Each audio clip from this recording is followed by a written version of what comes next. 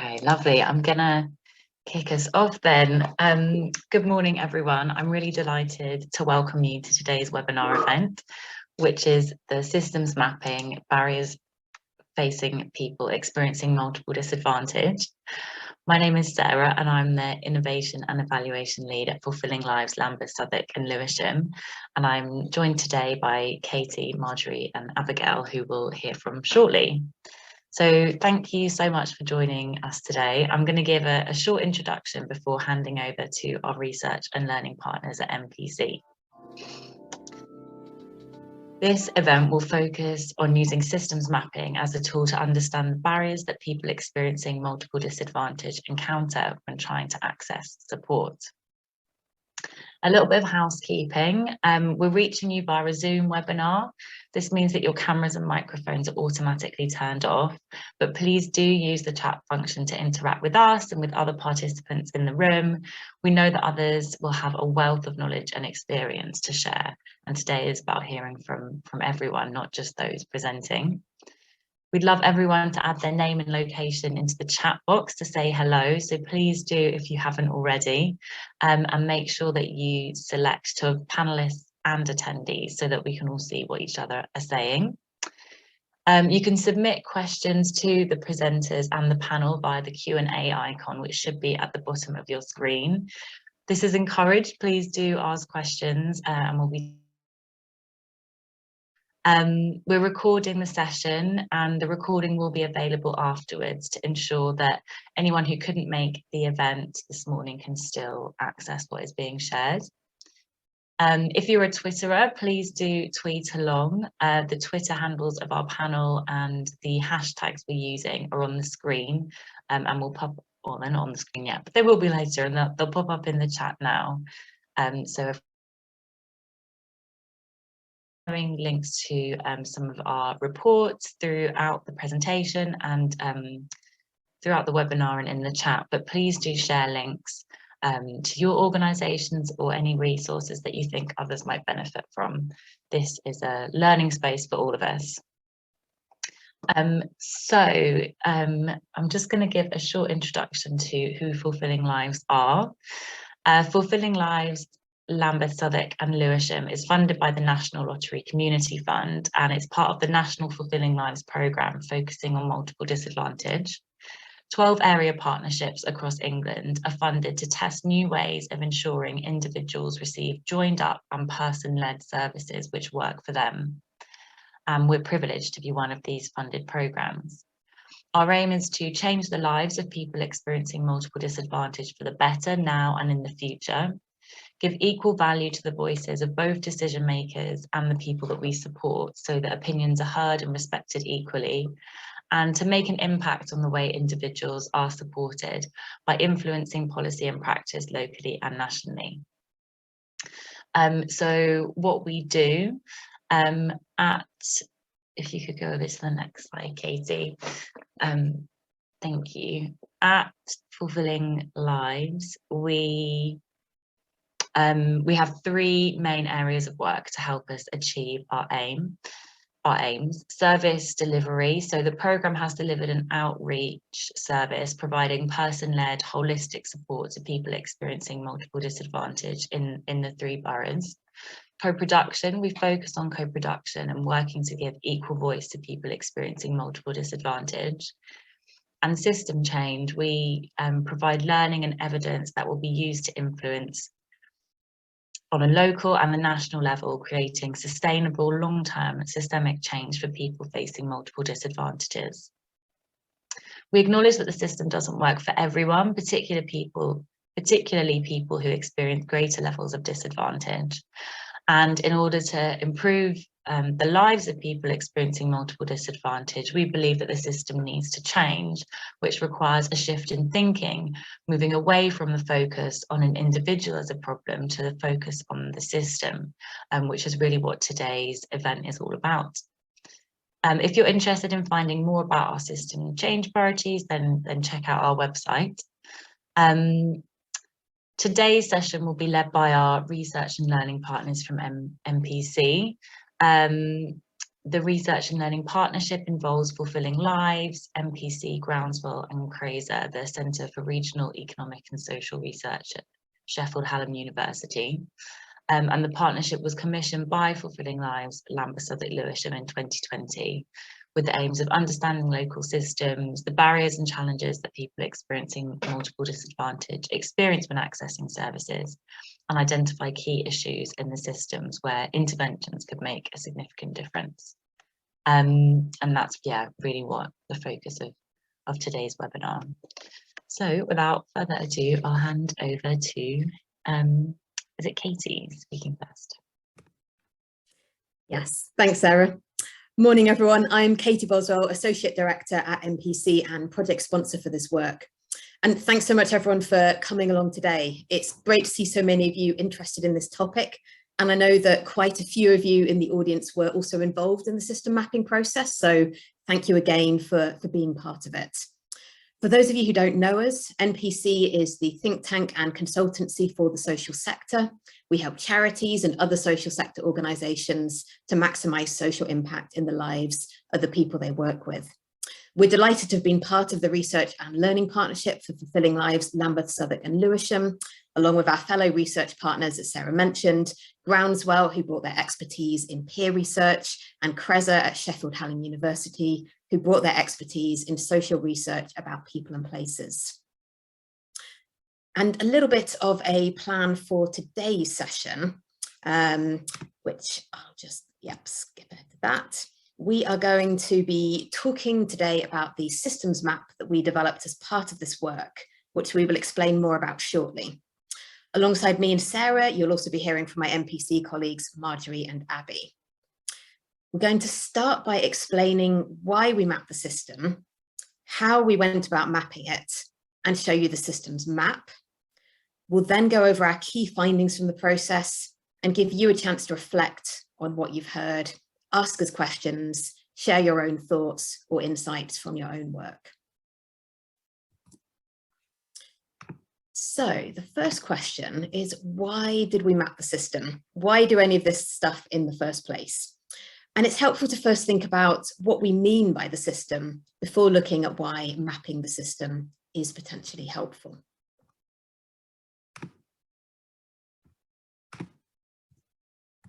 So what do we mean by the system?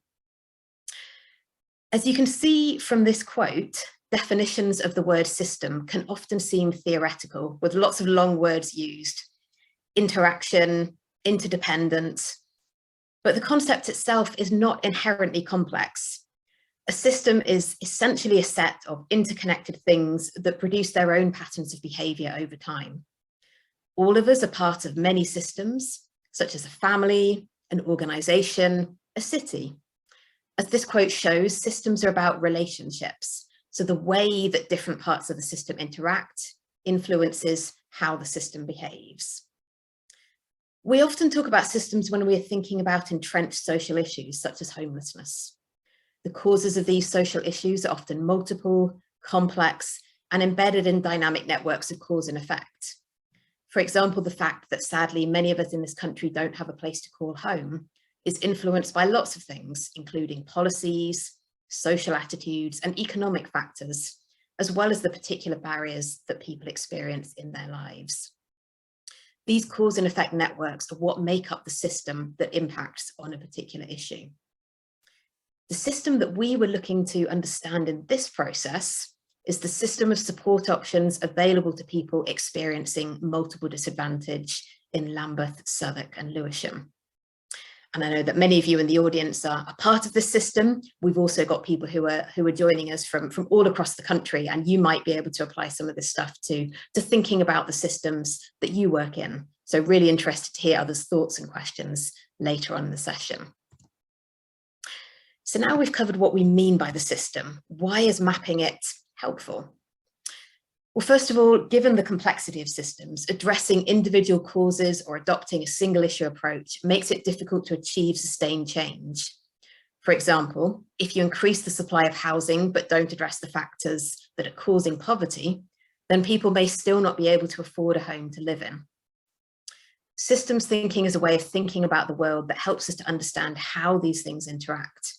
It encourages us to understand the complexity of systems and to move away from looking at individual events or interventions, such as someone becoming homeless, towards understanding how interconnected causes and systemic structures create these one-off events. This understanding, crucially, can help policymakers, commissioners, services, and practitioners change policy, design new interventions, and change their ways of working to shift the system and more effectively address the complex web of causes that contribute to an issue.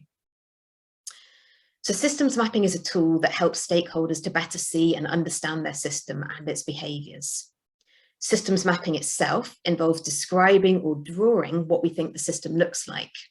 It typically provides a visual representation of the different parts of the system, the connections between them, and their causal relationships.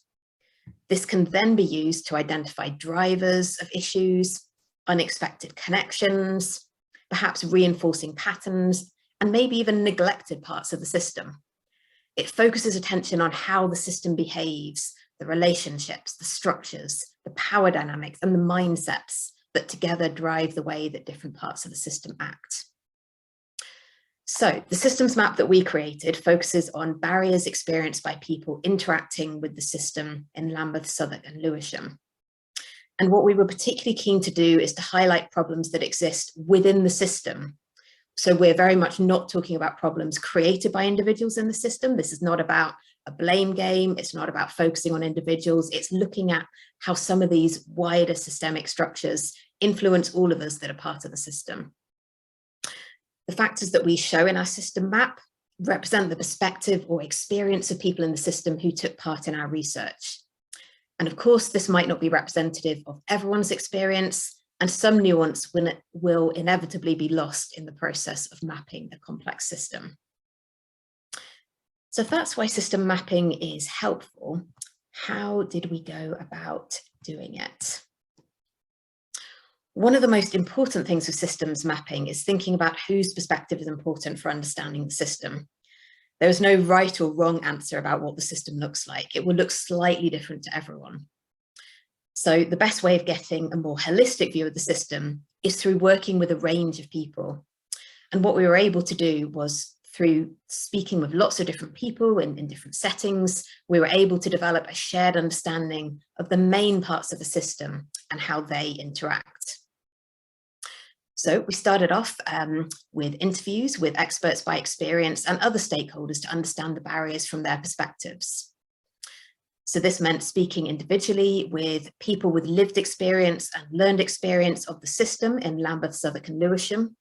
This included people accessing services, practitioners, service managers, local commissioners, and policymakers from across the three boroughs to understand what the system looks like from their perspective. We used these insights to create a draft map of the system that combined insights from across the individual perspectives. And this was done using an analysis of our interview findings. But then importantly, we wanted to test this map because this was our analysis of all the individual perspectives that we'd heard. So we took it to some workshops. We held a series of workshops with practitioners, service providers, and decision makers across the three boroughs, as well as a dedicated workshop with people with lived experience of accessing support to explore areas where the links between factors in our map were weaker or needed more exploration. And in all of these workshops, we sought to understand the underlying drivers behind the system behaviours identified. So we kept trying to dig a level deeper and ask people what they thought were causing the things that they'd initially identified. We used feedback from our workshops to produce a final version of the systems map.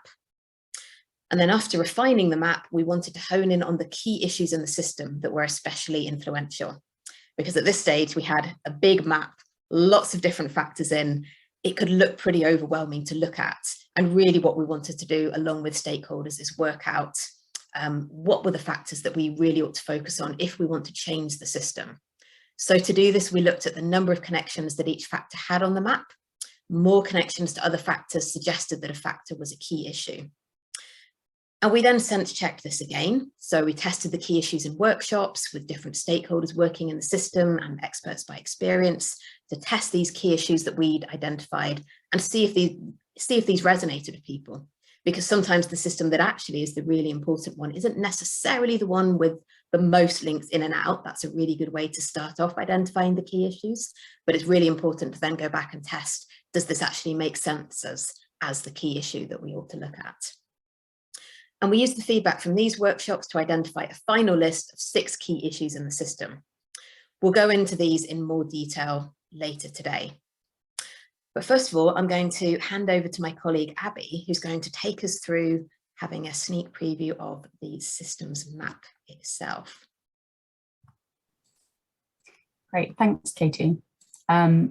So as Katie said, now that you've heard a bit about why we decided to go with a systems mapping approach and how we actually went about mapping it, I'm going to start by showing you an overview of the systems map itself, and then I'll break it down into the different parts to kind of explain it in a bit more detail. So if you could just go to the next slide, Katie. So this might look a bit overwhelming at first, but don't worry, as I said, I will break it down. But this is the kind of full overview of the systems map that we ended up with in our final iteration.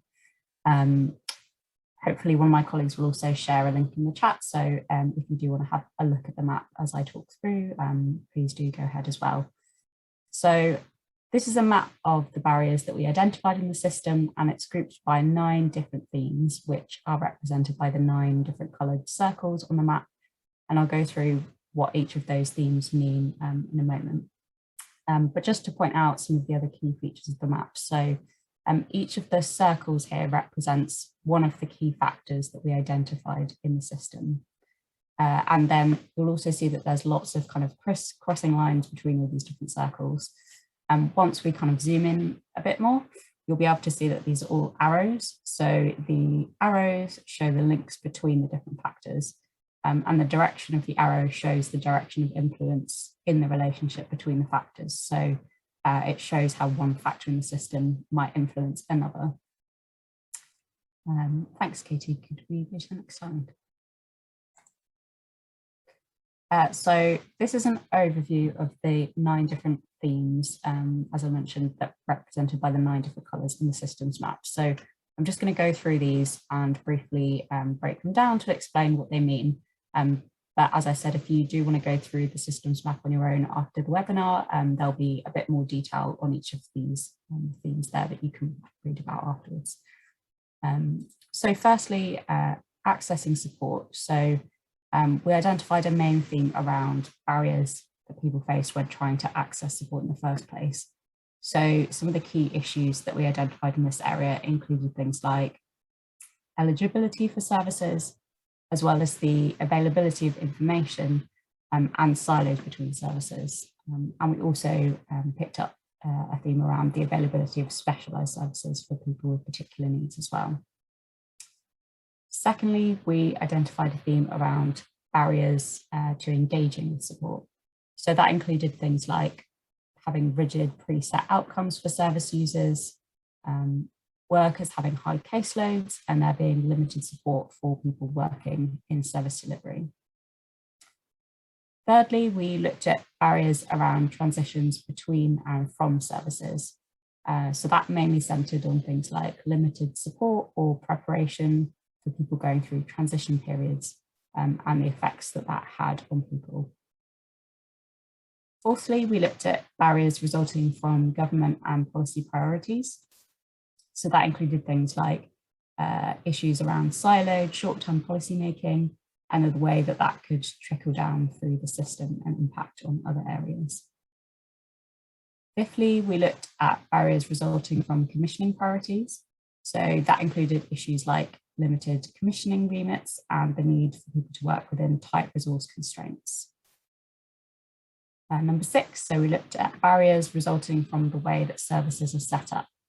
So that was looking at things like issues around limited resources and capacity within services, and the way that commissioning practices can often favour a one-size-fits-all approach that doesn't necessarily meet the needs of everyone accessing that service. Number 7, barriers around information sharing and collaboration. So this looked at challenges with communication between different services and issues around incompatible information systems for communicating between services. Number 8 was barriers around shaping and designing support. So key issues here included challenges around meaningful co-production and inclusion of people with lived experience in shaping and designing the services that they used. And then finally, number 9 was barriers around knowledge, attitudes, and emotions. So that included things like burnout among practitioners, societal stigma around multiple disadvantage, and people's own frustrations with the system. Next slide, please. Thanks. So now that I've kind of given you an overview of those 9 main themes, we just wanted to hone in on one as an example to show you how the map works at a more detailed level. So this section of the map shows the key factors that we identified around information sharing and collaboration in the system. So you can see there are 6 factors here which are connected to each other in different ways. So some factors might have relationships with multiple other factors in the system. Some factors we only identified as having one kind of key connection.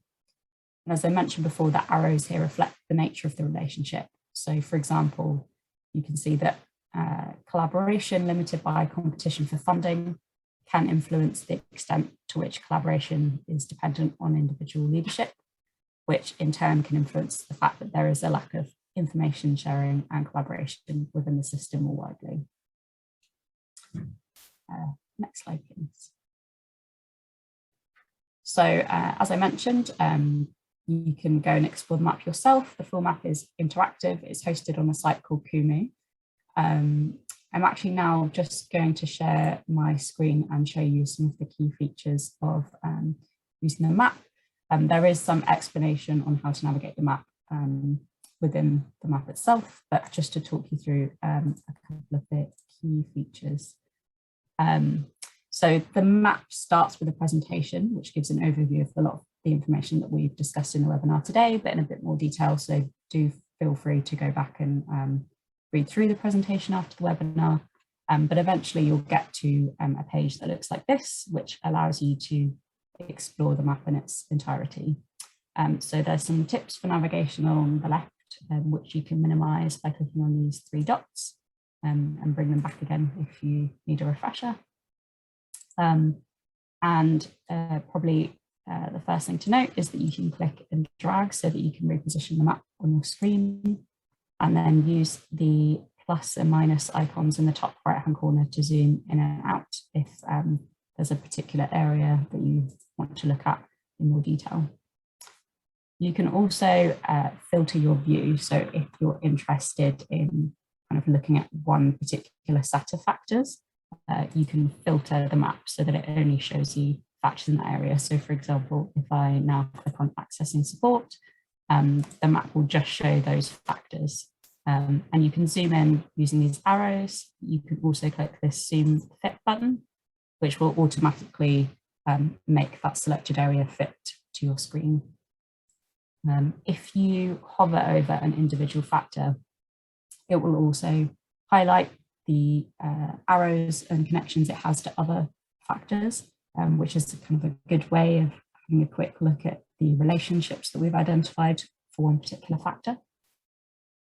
And if I just go back to the full map, you'll see that that also works across different colours and different themes in the map. So for example, if I hover over this particular factor, it shows me that it's connected to some factors in 2 different themes. So again, that's kind of a good way of getting a sense of how different barriers in the system are connected.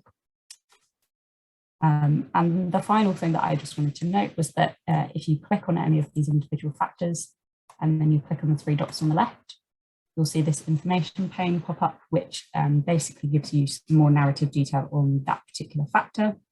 So we'll explain a bit more context around what we mean by it. And a lot of the factors will also feature quotes from people working in the system and from people accessing services that we collected during our research. So it's a really great way of kind of getting a bit more nuance and understanding of exactly what we mean by all the different factors in the systems map. So again, do feel free to go and have a play around and hopefully you'll find it informative and interesting. And I'm now going to hand over to my colleague Marjorie, who's going to talk us through some of the key findings from the map. Thanks, Abby. That was great to see Kumu in action. And I'd really encourage you, when you get the chance, to have a look at the link that's been shared in the chat to the Kumu webpage, because it does allow you to see an awful lot of the information that is behind the map. So, as Abby said, I'm going to talk through some of the key findings from the map. So you've heard why systems mapping is a valuable tool. You've seen what the map looks like in broad outline and heard the themes that were in it. But as Katie said at the beginning, the value of systems mapping is that it helps us to understand what's going on in the system in more detail. So I'm going to spend a few minutes now talking through what we found. So broadly, there are 6 key issues that we have identified, and you can see them up on screen now. I should say at the beginning that we acknowledge that all of these key issues are, they can't possibly be representative of everything that's happening in the system across Lambeth, Southwark and Lewisham. And so there will be places where these issues aren't present, or places where there's really good practice going on. And we heard quite a lot about those during the process of the systems map. But these key issues are things that we found are reasonably pervasive, and where we think that there's real potential for a difference to be made in the system. So the first key issue is that services aren't always designed with the input of people experiencing multiple disadvantage. This is quite a mixed picture. Some services are consistently listening to the experience of people they support. Others are doing it, but perhaps less well. And some services aren't doing it at all. The general picture is that services often lack the knowledge, or maybe the resources or the capacity to involve people who access support. And they're often not supported to involve people, even though there's a commissioning requirement around user involvement. So it's not always because the services don't want to do this or don't acknowledge the importance of it, but it may be because they're not being supported to do so. The result of all of this is that when people involved in sharing and designing are involved in sharing their thoughts and designing services, it's not always a positive experience for them. So for instance, if people aren't properly supported or aren't reimbursed for their time, that can be quite difficult, and they can come away from that interaction feeling as though it hasn't really been positive for them. One person who we spoke to during the research, who accessed services themselves, said giving your time is draining. And I thought that that's just quite a nice encapsulation of how this sometimes, even with the best intentions, can go wrong. The second key issue that we heard about is the way that current commissioning funding flows can lead to ineffective services for people experiencing multiple disadvantage. And what we heard here was that commissioners themselves often feel powerless to do work that isn't strictly aligned with government priorities or timescales. So again, this isn't because people within the system don't acknowledge there's an issue, but it's because they feel their hands are tied by people further up the chain. The result of this is that local commissioning generally silos funding by need, and it often focuses on short-term funding cycles and demonstrating value for money. And again, we heard from lots of commissioners who said that they were really trying hard to break through silos that they could see existed across services, and that they appreciated didn't necessarily work in the best interests of people accessing services, but it was very difficult for them to do so. The result of this is that there can be limited funding for specialist services, such as those that are supporting people with interconnected needs, and that makes it really hard to support people holistically. The third key issue is that commissioning practices are often not informed by the reality of people's lived experience. And this does connect in a way to the first key issue that we've highlighted here. What we heard is that policy and commissioning decisions are in part driven by political priorities. In many cases, political priorities tend to favour actions that are visible, that are cheap, or that are achievable in short political terms. And the result of that is that people accessing services may not have the opportunity to influence the priorities shaping their support. Fourthly, services sometimes prioritise achieving hard outcomes that are not appropriate for the people that they support. We heard that people are often required to work towards outcomes that are predetermined by services, which in turn are usually influenced by commissioners' targets. This can mean that people's individual circumstances aren't taken into account. One of the experts by experience that we talked to during the research said, if you fail to meet their requirements, then it can affect your relationship with them and the support you receive. So a real sense there that there are clear outcomes decided by the service that people are expected to meet in order to keep having a positive relationship with that service. The fifth key issue, and one that Abby mentioned earlier, is that services can be difficult to access and navigate. Information about different services, their eligibility requirements, how to access them, how the service might impact on the life of someone accessing the service, all of that's really important for enabling access to services.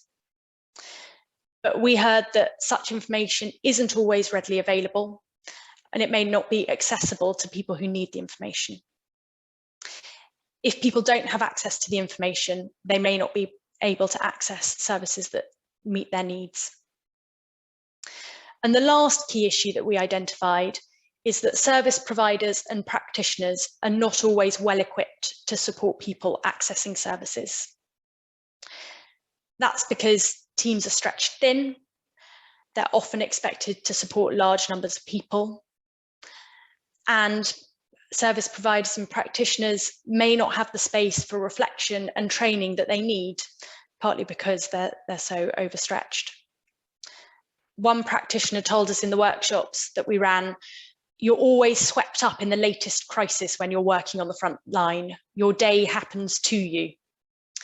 That's quite a nice encapsulation of how little time there is to really reflect on what's happening and to help make improvements to the way that you're offering a service, because you're so focused on the here and now and delivering what you have to do that day. So that's an overview of our key findings. As I've mentioned, all of the findings have been informed by views of experts by experience, practitioners and commissioners throughout Lambeth, Southwark and Lewisham. What I wanted to do now is just share a 2-minute video that shares some of the views of experts by experience from the launch of the peer research that our partners Groundswell ran last year. And you'll hear some of the experts by experience talking about their own experiences of some of these key issues.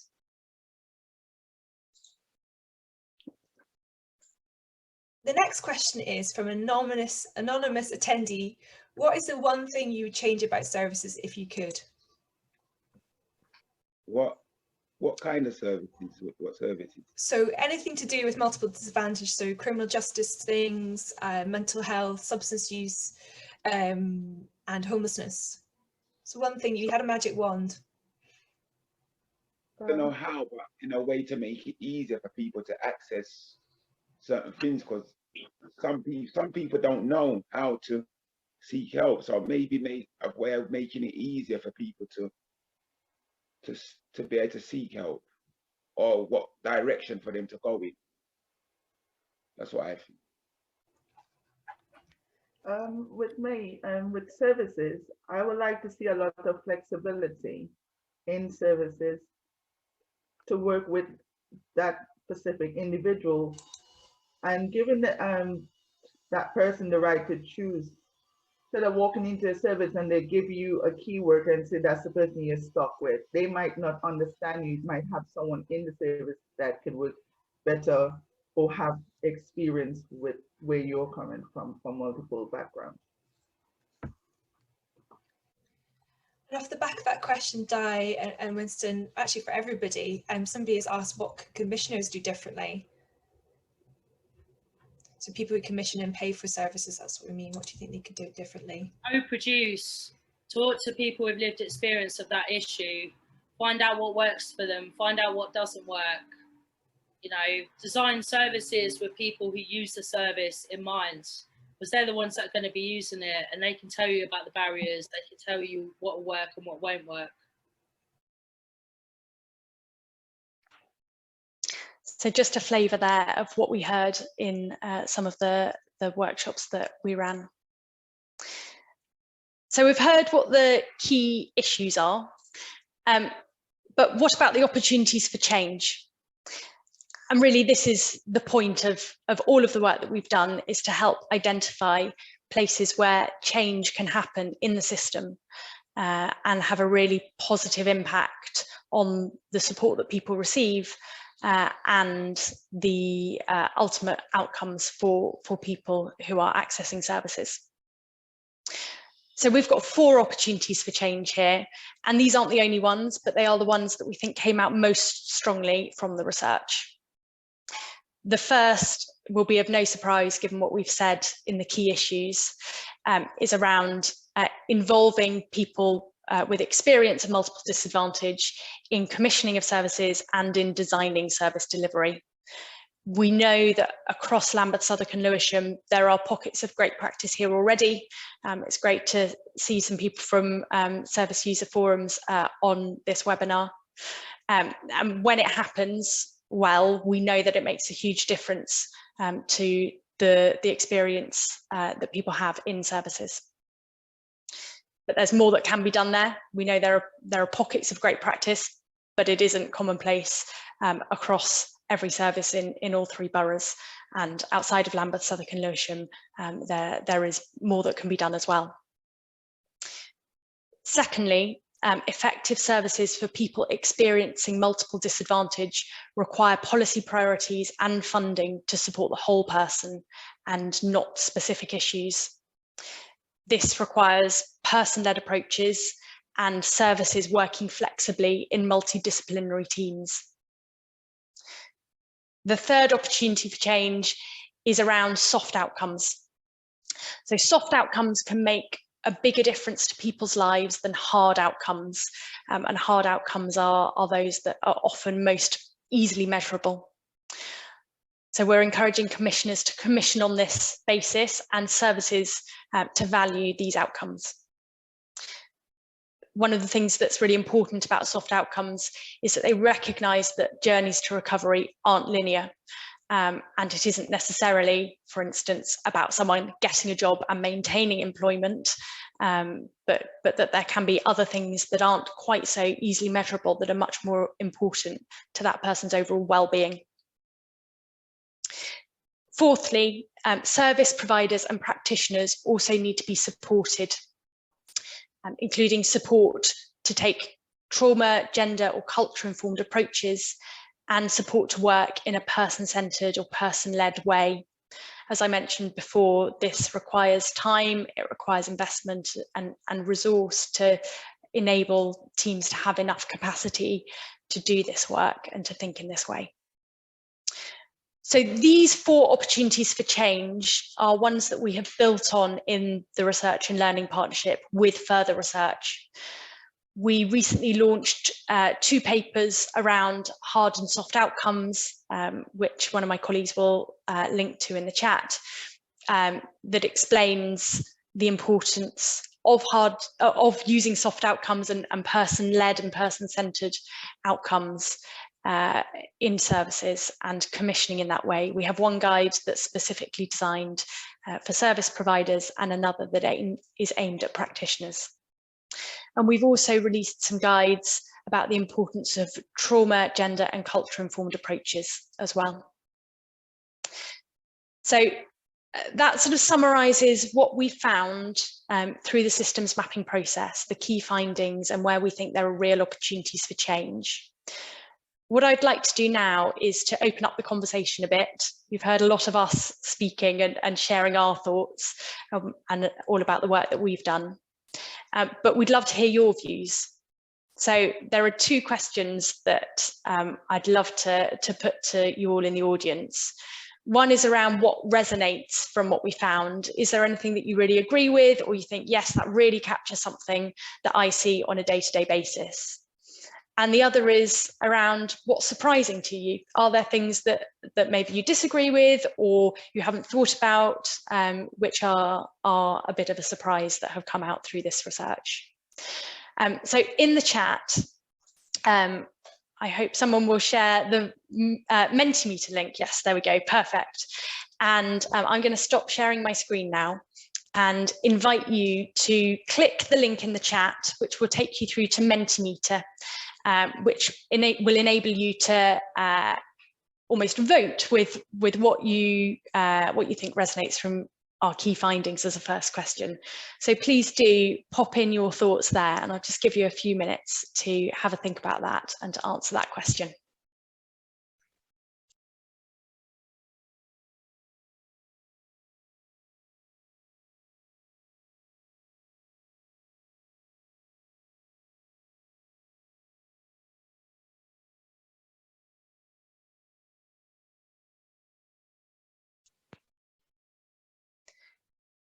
As people start to put things in the Mentimeter, I'll just reflect on some of the things that have been coming out in the chat. So I can see that Steve Green, who worked with us on the research from Sheffield Hallam University, has been talking about how important number 6 of the key findings is. So that's all about the capacity of staff and service providers to work on or have space to properly support people, and just reflecting that staff absences have been really high at the moment, mainly related to COVID, and how that has created particular issues. And I would completely agree and say that's something that we have heard coming out through the research. We started the research last year, obviously in the height of pandemic times, and I completely agree that that's made things even more tricky.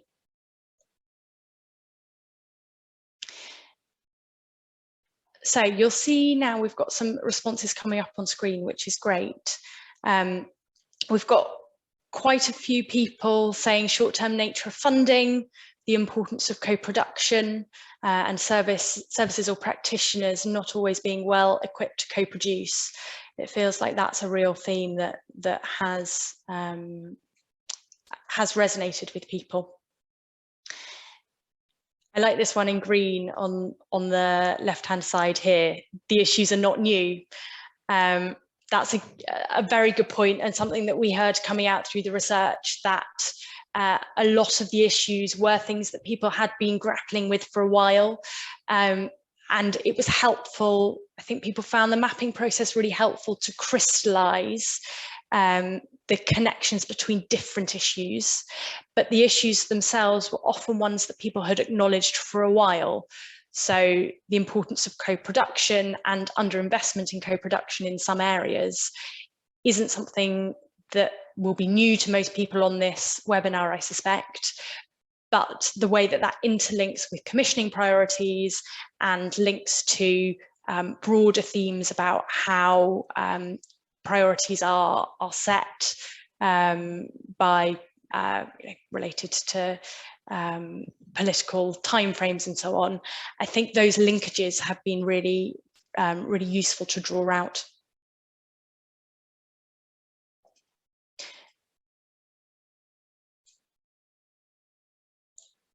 I'm just looking through these here and wondering if either of my colleagues had spotted any that they wanted to come in on. If so, please do jump in.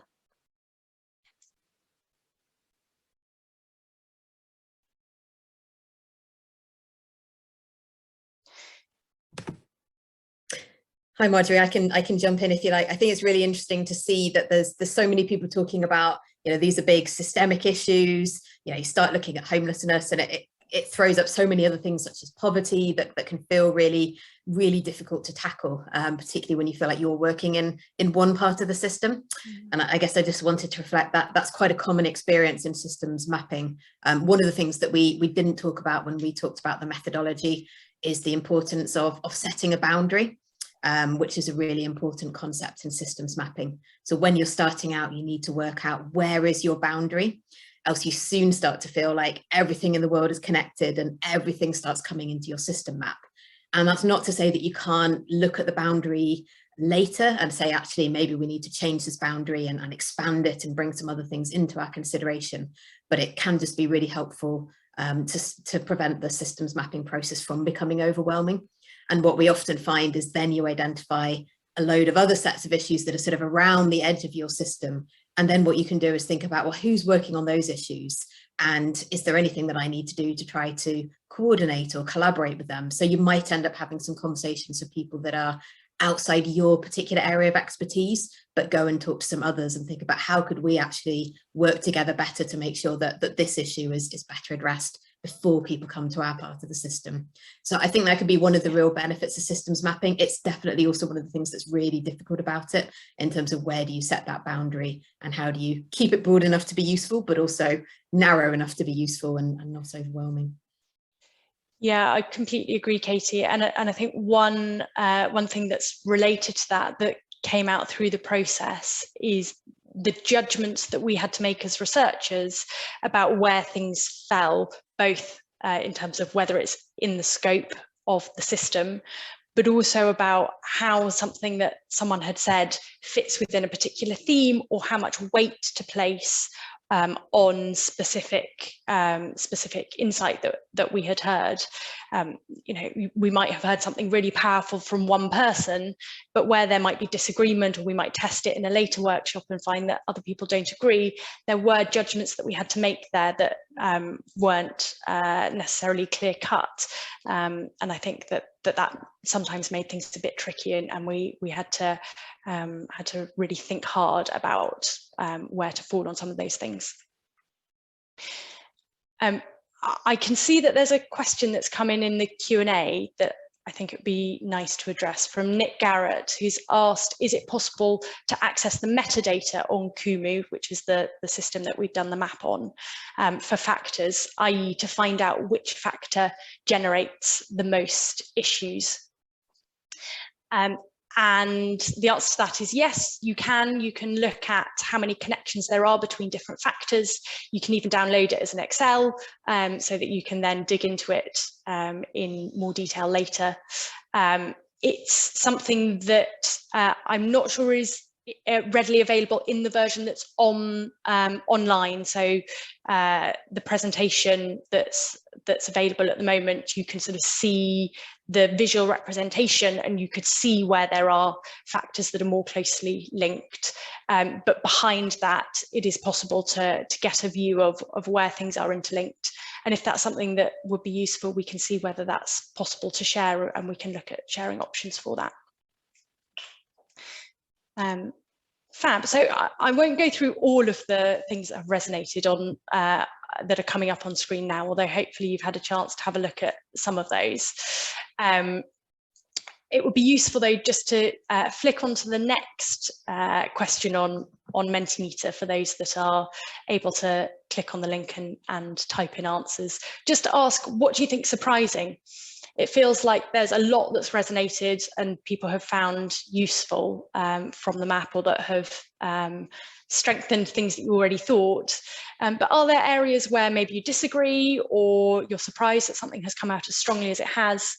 I'd be really keen to hear your thoughts on that.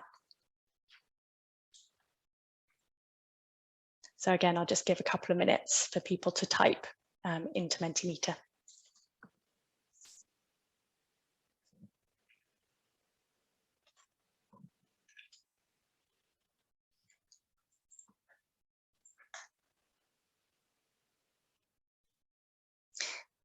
Yeah, interesting. So someone here has said that information sharing still being an issue is surprising.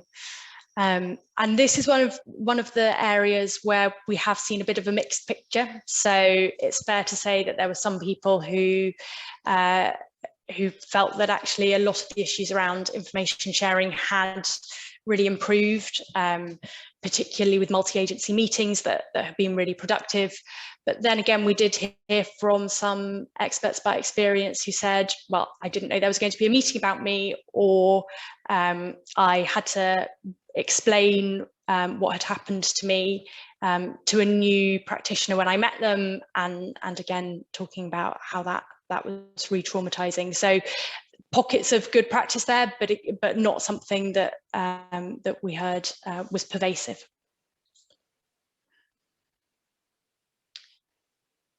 No real surprises. Yeah. I'm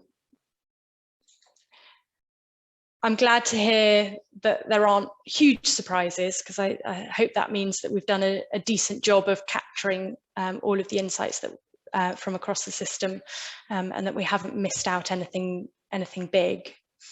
So that's pleasing. At the same time, it's really great to hear if there are things that you think are better in the system than we might have portrayed through the map, or areas where you think that pockets of good practice that maybe are starting to address some of the key issues. We'd love to hear about that. And at the end, we'll share our contact details. But if you do have thoughts on things that you think we should be looking at, or examples of good practice, then please do share them, because we would love to hear more about that. There's a question in the Q&A about how we're planning to push down on the key issues, on the leverage points that we've identified through the systems mapping process. And that is something that we have been doing some of. So the reports that I mentioned that we've already published around the importance of person-led and person-centered outcomes, which are already available on the Fulfilling Lives website, and also the guides around trauma, gender and culture informed approaches. Those are areas where we're hoping that this research can contribute to helping service providers, practitioners and commissioners to get a better understanding of what works and why it works. But ultimately, there's plenty that could be done to improve evidence around a lot of the issues that we have identified through the systems mapping process. The research and learning partnership is running for another few months, and so we will be sharing the work from the research and learning partnership over the next couple of months. But after the research and learning partnership comes to an end, we hope that other researchers and other programs will take where we have got to and start strengthening some of the evidence base around some of these issues. And we also think that there's real opportunities for further policy thinking on some of the issues that we have mentioned, and that's something that at MPC we're really keen to take forward when we have the opportunity to do so. So I'm going to just move us on from the Mentimeter now, because I'm aware that we've only got about 5 minutes left. Really great to hear people's thoughts, so thank you so much for sharing those. It's really helpful for us to see what you think about systems mapping and how it might be useful to you. So I just would like now to share some of what we have done in the research and learning partnership, and how all of this work links to our further research. So we've done the systems map, as you no doubt know now, but there are also a number of other outputs that are available to you to have a look at, and which might help to further some of the thinking that you're doing already on how the system supports people experiencing multiple disadvantage. Our colleagues at Sheffield Hallam University undertook a literature review last year, which looked at all of the evidence base around supporting people experiencing multiple disadvantage. and it highlights some really useful practices, so areas of good practice, as well as areas where we're lacking evidence and it would be helpful to have further research. We've also got the guides around trauma-informed approaches, a guide for services, and a guide for people accessing services that explains what trauma-informed care is. We've also got a guide on gender and culture-informed approaches specifically for services. The peer research report, which is one of the pieces that has fed into the systems mapping, is really worth reading. It looks at views from people across Lambeth, Southwark and Lewisham about how services have supported them well. And then we have a pair of guides, which I've already mentioned, around rethinking outcomes. So these look at the importance of person-led and person-centred outcomes. And there's a guide that's aimed specifically at services and one at commissioners. And last but not least, we have the synthesis report. And this is something that is coming soon. It's still a work in progress, but please do keep your eyes peeled for it. This report will synthesize all of the work that the Research and Learning Partnership has done over the last 2 years and provide both a summary and also links to where you can read more and find out more about the work that we have done. I hope that in the chat there will be a link to where you can find all of those pieces of research so that you can spend some time looking through those. So that's all I wanted to say, and just thank you for your time today. But Sarah is just going to round off the session by talking through a few other things that there are to look forward to. Thank you so much, Marjorie, Katie and Abigail, for hosting, leading on such a brilliant event and sharing your wisdom and ideas. And a massive thank you to everyone for attending. It's been great to have you all here, and we've really appreciated your participation and contributions and questions, and I hope everyone has had a good time. So what next? Fulfilling Lives, Lambeth, Southwark, Lewisham is in the final year of our 8-year funded programme. And a big part of this phase is about sharing our learning, which we're doing via reports and shared learning events like this one. So on the 8th of February, we've got an event on commissioning person-centred and person-led services, which you can sign up to via Eventbrite. And I think someone's going to pop a link in the chat to that. And through the next 5 months, we'll be continuing to work within the boroughs and at a national level to influence practice and policy. So please continue to follow us for updates and opportunities to connect with us and learn from the outputs, such as the synthesis report that Marjorie mentioned. So please keep an eye on our Twitter and our website and sign up to our mailing list for more information. Yeah, I do have a look at our website. We've got loads of resources, reports, information, and links to the national evaluation too. So please look out for those. And there's going to be some links dropped in the chat now. And finally, please do support us by completing the online feedback form, which is also in the chat. It should honestly only take a few minutes. So yeah, thank you so much, everyone. We look forward to seeing you again soon, and thank you so much, Marjorie, Katie and Abby for hosting such a brilliant event, and hopefully see everyone next time.